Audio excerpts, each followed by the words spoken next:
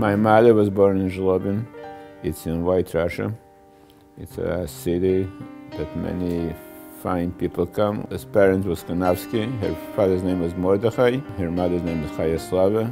Her father died when she was quite young, around 12 years old.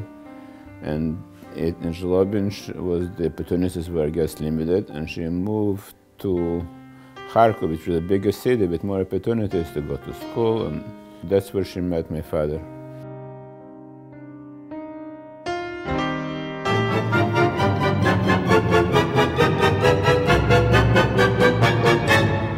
A lot of Jews came to Samarkand during the war. The Lubavitcher people particularly stuck together in Samarkand and then on to Tashkent. She called them Mim durchgemachte Weg. And that was their family, that was their community. Even if they had their own family with them, these were the people that they worked with, lived with, and trusted. It was a courtyard, but they had 5, 6 rooms, which each room was for a family. We lived in one family, my father, my mother, my brother, myself. And my Zayde Mendel and Bobby Hinde lived in another room. My aunt and uncle Yisrael Kugel lived there. And towards the end of the war, the Lubavitchers received a message from the Frierdiker Rebbe. In the postcard, it was written that the Zayde wart für seine Eniklach. Meaning in English, the grandfather is waiting for his grandchildren to leave Russia. As many as could possible should leave Russia, going into the unknown. And there would be obvious danger. You have to go through illegally through different borders, and nobody really knew what to expect. But being followers of the Rebbe said to do it. The Hasidim did it. They left. Poland, Czechoslovakia, Germany, Austria, France, and finally on to wherever they went. And then when they left together, they had each other in the DP camps, here, there. So these years, the hard years, were the years that forged certain friendships that could never be erased. Memories I do have of my parents would be when we moved to Norwalk, Connecticut. My grandfather had 2 brothers there, 1 brother in Springfield, Massachusetts. So the whole Deitsch family ended up moving, all 4 families, middle America. They didn't know what a from Jew was. They didn't know what an immigrant was. They had no idea what our customs. We had no idea what their customs.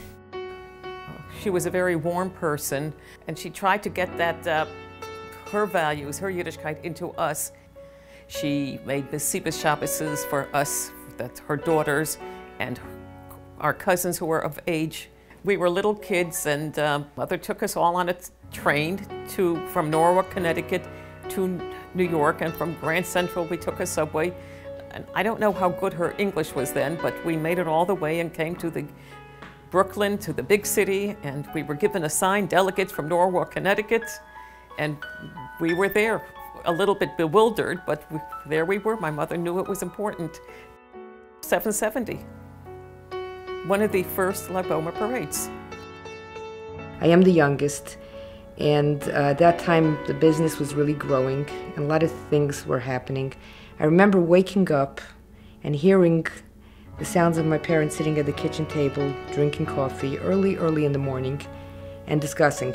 He shared everything with my mother, and she shared with him. She had very smart advice. My father was the CEO of his company, and she's the CEO of her company.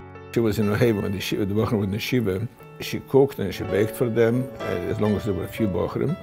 And she was always a person that took care. She had motherly instincts, so that's why the children miss her very much, because she was very good to us. She never gave up. She always pushed herself to the limits. She would never sit down and just relax to take it, just to not get sich. It wasn't in her. We wrote about her that Oiz v'hader levusha. That was really her. She had a lot of strength, a lot of dignity, but like amazing love. And especially translated to the family. She took care of her family. She wasn't worried about herself. A lot of charisma and a twinkle, not a silly twinkle, very dignified. She was a giver. She was basically a giver. It reflected in everything. In fact, that when a guest came, she always make sure they ate something. She and my father loved every human being. And they didn't measure who was big and who's small. They just treated every person always with full respect. Friday, when the boys were old enough to be in camp, they'd want to speak to Bubby. So Bubby started calling camp, and they'd make a big announcement, will the corporation please come to the office? Bubby Deitsch is on the phone.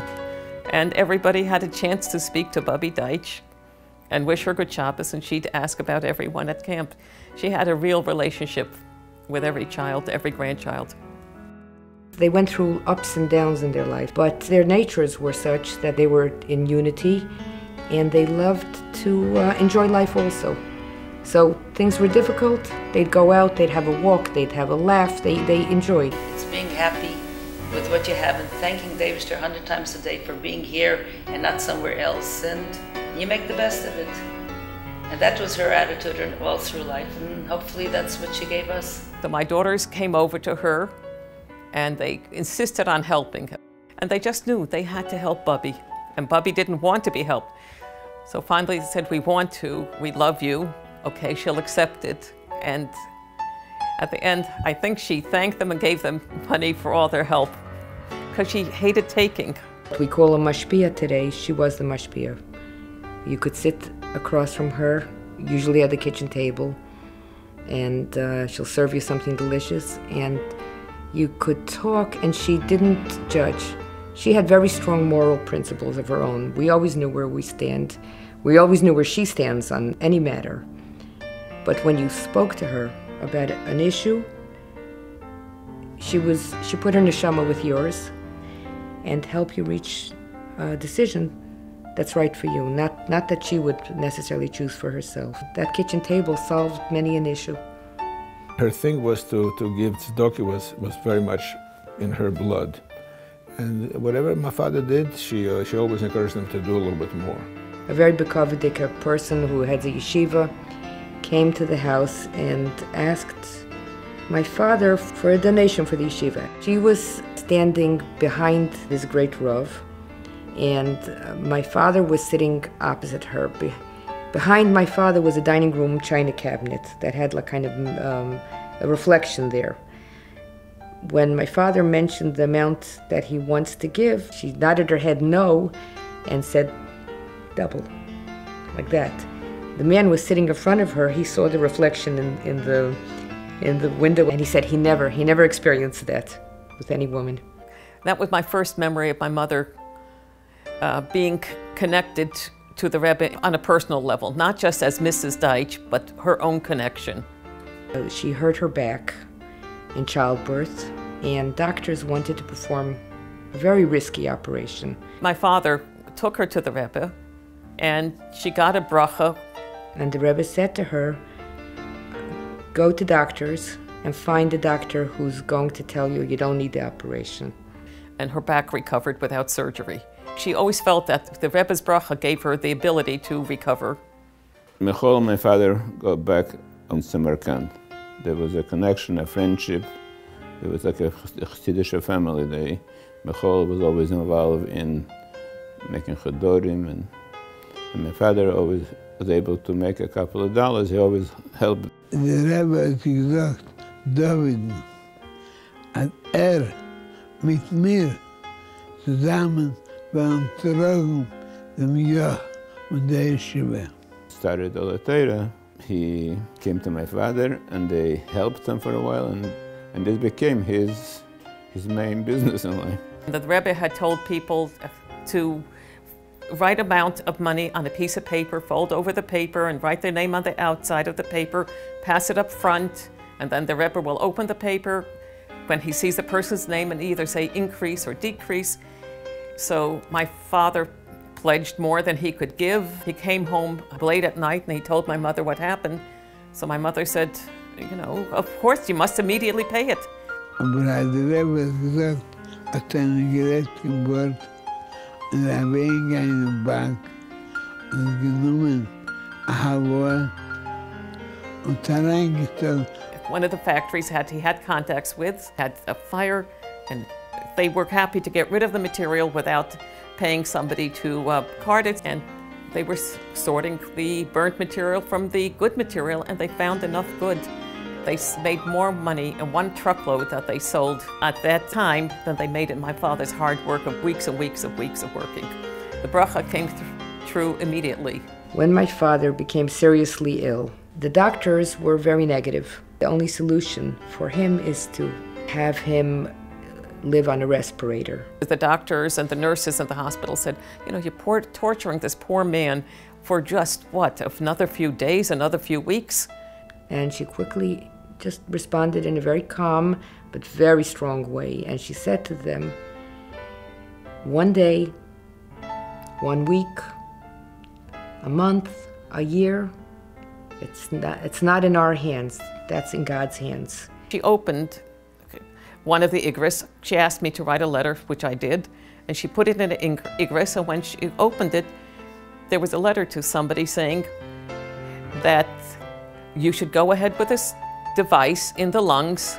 The Rebbe gave her a bracha that it should be successful, and the next day he had the surgery. And my mother said he's going to come home, he's not going to go to a rehab center, he's not going to go anywhere, he's home. There were nurses constantly there. She turned the living room into his hospital room. And my mother conducted the home Hamish, never a hospital. She had a very unique relationship with the nurses. She was in charge of them, she was their boss, but also she was their mashpia. She'd advise them. It turns out one of them had a Jewish mother. Although she was raised non-Jewish, she nurtured the Yiddish side of her. She'd have her bench licht Friday night with my mother. We had him, Baruch Hashem, for 4.5 years more. He attended many simchas. Simchas were brought to him, minyanim and learning. He had 4.5 very happy years, and we were lucky. She'd tell us, what's the secret of the good marriage? First, you have to have love and respect, and also work on it every day. And she said, I'm still working on it. Your father is sick, we still talk, we still discuss. After he was nifter, she had a space, a void in her life. We moved to New York in 1987. 4 of our boys to go to Oholei Torah. My parents came, of course, as they did every year, and I proudly took my mother downstairs to the basement of Oholei Torah, where 2 of my boys were in the classrooms. The school was, Baruch Hashem, growing, and they had to use these basement classrooms. I was a little oblivious about it, and I said to my mother, look, this is where my kids learn. It's so beautiful, it's so nice, they're learning so well. We're so happy that we made the move. And all she could do was look around and say, but where are the windows? And why is it in a basement? And she said to my father, David, we have to build. And after that, that's when the building started.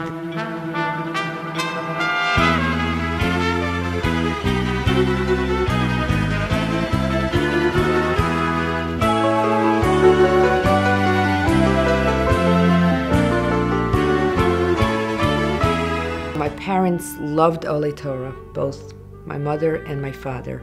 They gave with boundless love, like really Ahavas Chinam. The amazing thing is that in return they got Ahavas Chinam from Oholei Torah, from Rabbi Rosenfeld. We used to call my parents before my father passed away to wish them good Shabbos, and he continued that every Friday to call my mother for years and years till she really couldn't talk on the phone, to wish her good Shabbos and to wish her well.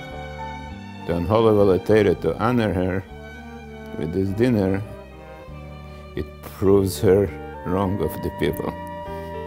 And she was very touched. I'm sure she's very happy about it.